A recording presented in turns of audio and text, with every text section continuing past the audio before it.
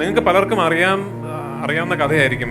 ഒരു ഭയങ്കര accident face ചെയ്തിട്ട് ലൈഫിൽ ഡോക്ടേഴ്സ് ഇനി എണീറ്റ് നടക്കാൻ പറ്റില്ല, അതായത് യു കനോട്ട് വാക്ക് അഗെയിൻ എന്ന് പറഞ്ഞൊരു അവസ്ഥ വന്നിട്ടുണ്ട്.